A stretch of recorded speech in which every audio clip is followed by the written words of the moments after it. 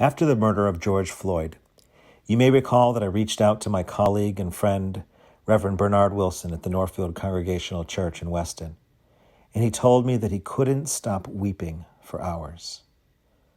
Following the Derek Chauvin verdict this week, I phoned Reverend Wilson once again to check in and see how he was doing. I sensed a feeling of relief on his part, and he told me that he was literally holding his breath and shaking until the moment of the verdict, completely uncertain of what would be announced. He shared with me a memory from his childhood in which his father gathered him together with his 3 brothers and said, "I've always felt that if I ever get in trouble, the law would not treat me fairly. So please stay far away from trouble." I cannot possibly know what it feels like to live life with that perspective and that fear.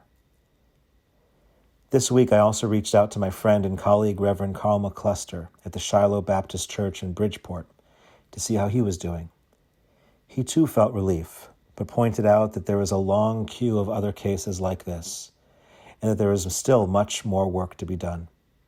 He described the Chauvin verdict as a drop in the sea of injustice. It is interesting that in this week's Torah portion of Acharei Mot Kedoshim, we find the verse, Lo ta'asu avil b'mishpat. You should not render an unfair decision. Thankfully, this week our justice system worked, and when justice is served, our community is filled with Kedusha, holiness. Kedoshim Tihiyu, the Torah teaches us to become holy in the way in which we behave, in the decisions we make, and in our personal relationships. On May 13th, we will have our next Ties program, a panel discussion of the documentary Shared Legacies, which describes the African American Jewish Civil Rights Alliance. Joining our panel will be Reverend Wilson and Reverend McCluster, along with Rabbi Capers Faneh from the Beth Shalom B'nai Zaken Ethiopian Hebrew Congregation of Chicago, and Sherry Rogers, the film's producer.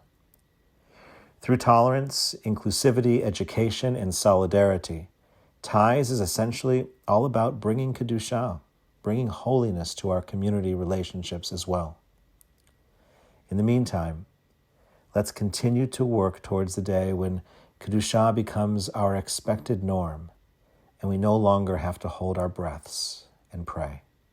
Shabbat Shalom.